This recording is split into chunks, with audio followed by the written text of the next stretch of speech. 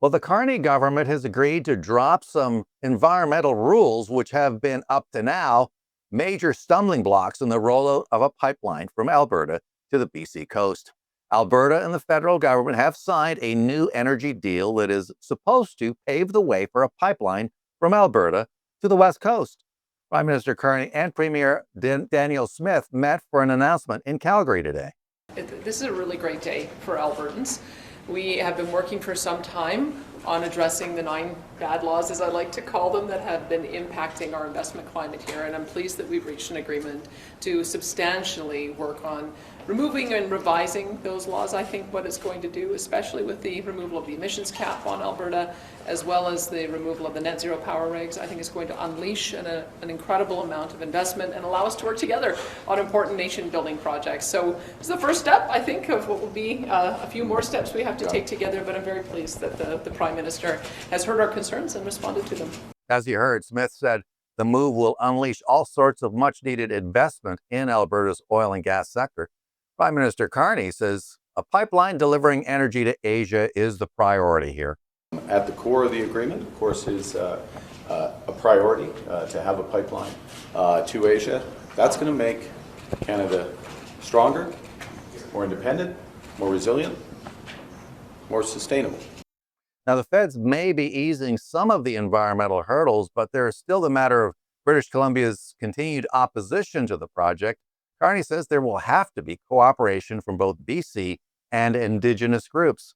At the heart of this is cooperation and partnership with Indigenous peoples in Alberta, in British Columbia, as they're affected. Unprecedented opportunities for Indigenous ownership, partnership, economic benefits, as well as substantial economic benefits for the people of British Columbia. So this is Canada working. Now, the agreement calls for Indigenous co-ownership of the pipeline, suspension of clean energy regulations, and Alberta's promise to increase its industrial carbon tax. Now, there have been some reports of opposition to the move from inside the Liberal caucus. So far, none of the climate hardliners have quit. We're going to have more reaction and analysis to this deal tomorrow, but with his immediate reaction, former Liberal MP Dan McTeague, who's also an energy analyst. Welcome to the show, Dan. Good to be here, and what a day. After 7 years of trying to tell the Ottawa on the Liberal side, the left, that you've got to get these things done and you've got to get projects built, not just for the economic well-being, but for the, the stability of the nation, the ability for the nation to stay together. Got to do something. We'll see if the Liberals are real and whether or not they're honest about what they're prepared to do. But there's a lot of caveats to this, which I think has to be addressed. It won't be addressed necessarily by Premier Smith, who I think is enjoying the fact that there is finally something, and maybe Liberals finally walking back 10 years of absolute lunacy. But the conditions that continue to apply will have implications for consumers. So that's my first reaction to what I'm seeing right now.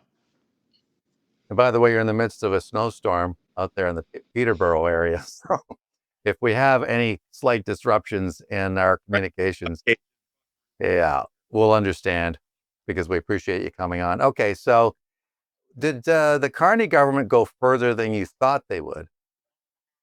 No, I think they've been able to say, hey, we can sell.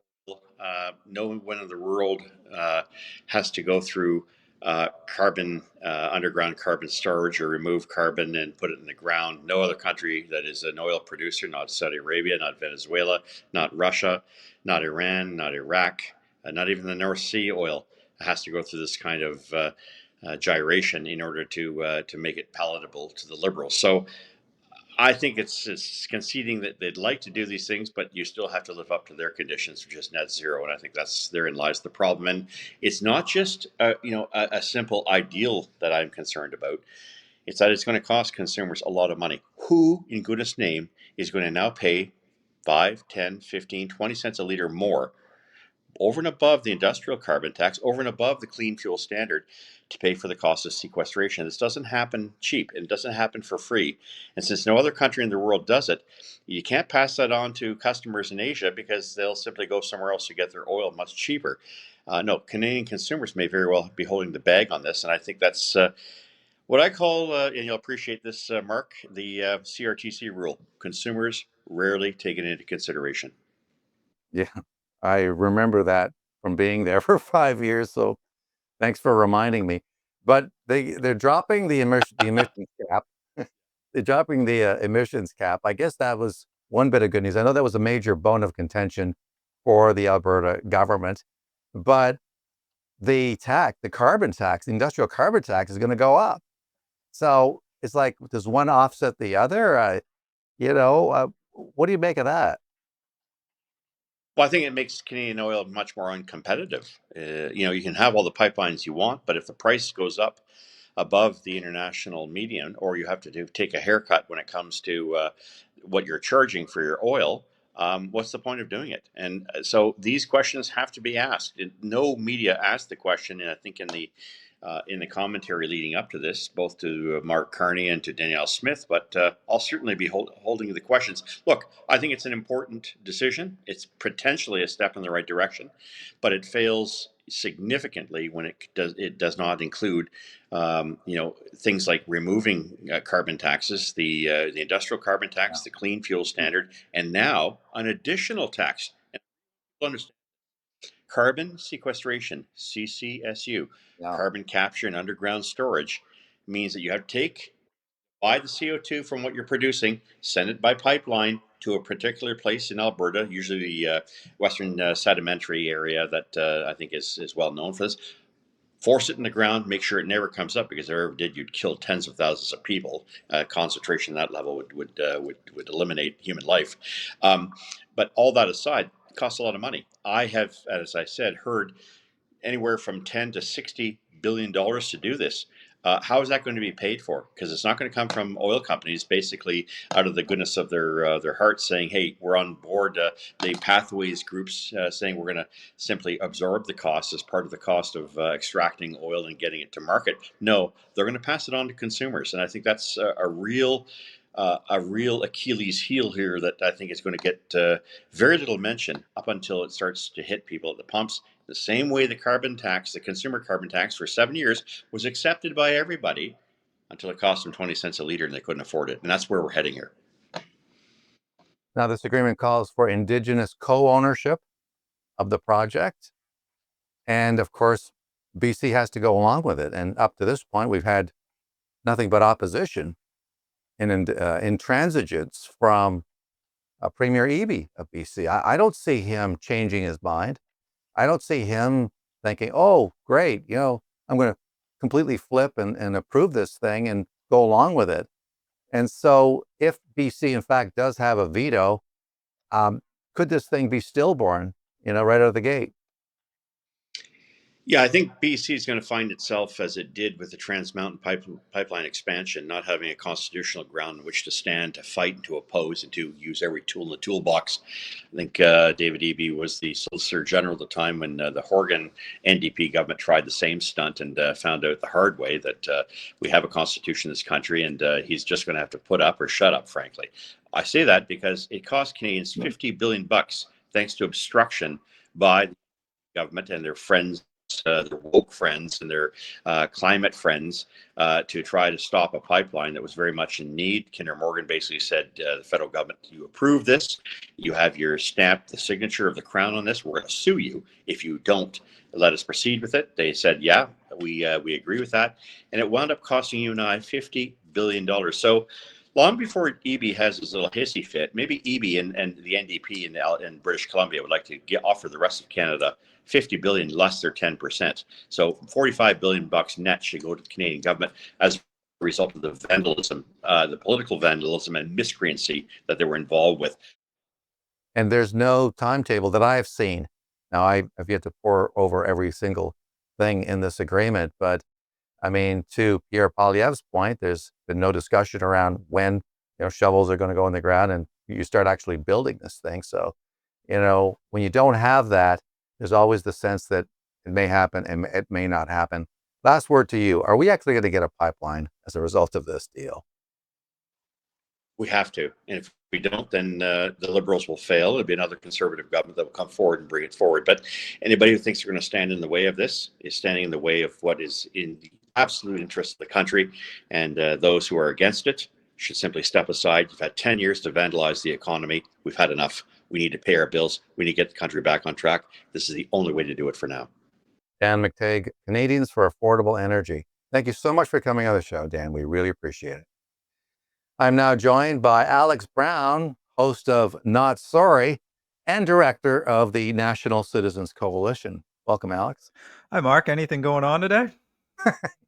Oh, a few things, like this alleged pipeline deal. You've seen probably the bare bones of it, as I have. What are your initial thoughts of this thing?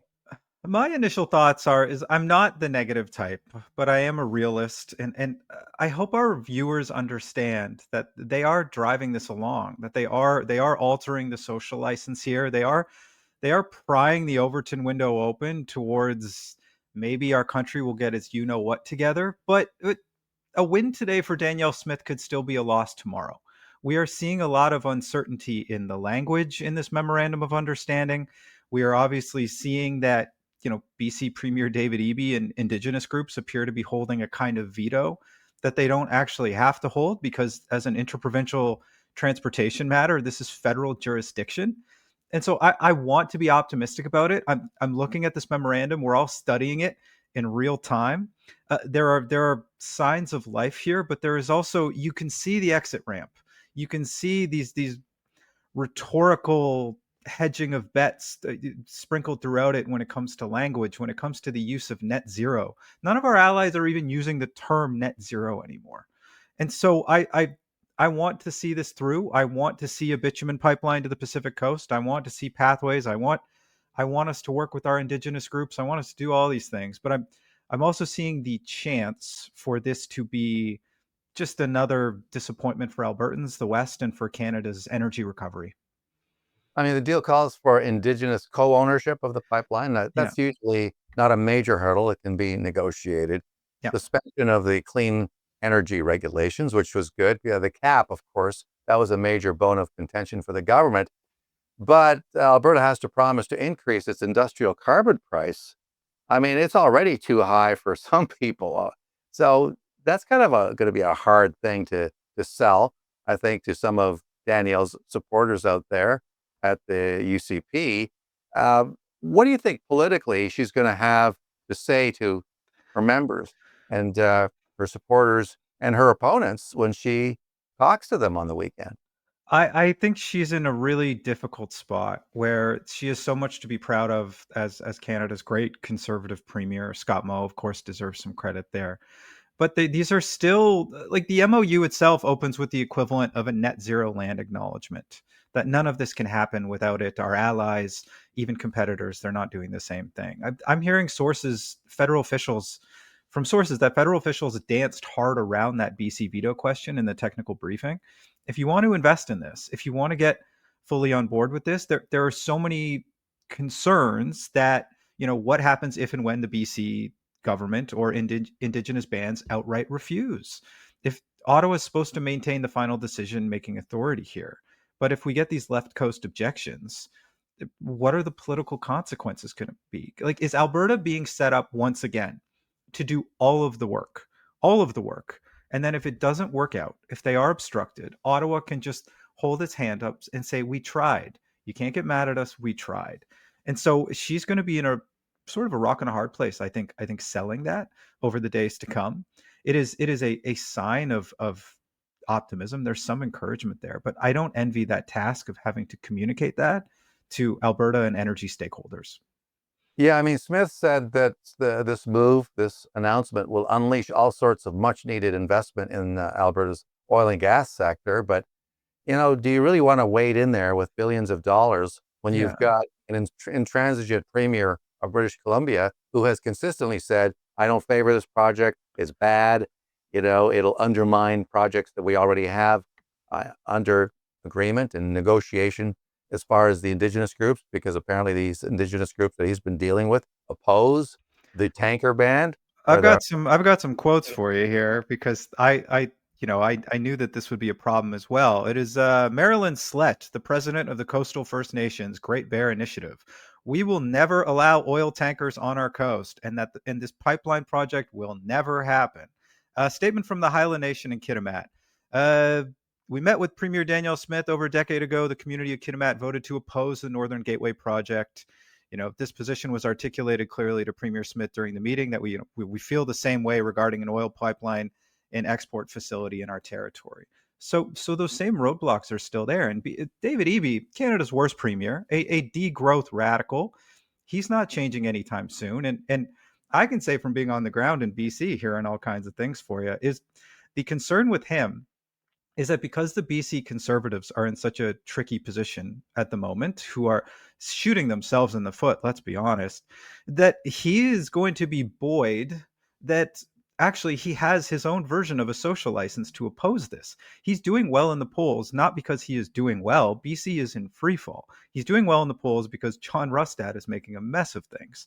And so come spring, if the BC NDP want to campaign on this, and the Conservatives haven't gotten it together provincially out here, this could be a real fight. And this trump card that he shouldn't have could just lead to more of the same. And Premier Smith could be left holding the bag. And would you really want to be, one of the first private investors to be the canary in the coal mine there, knowing that all of this is possible?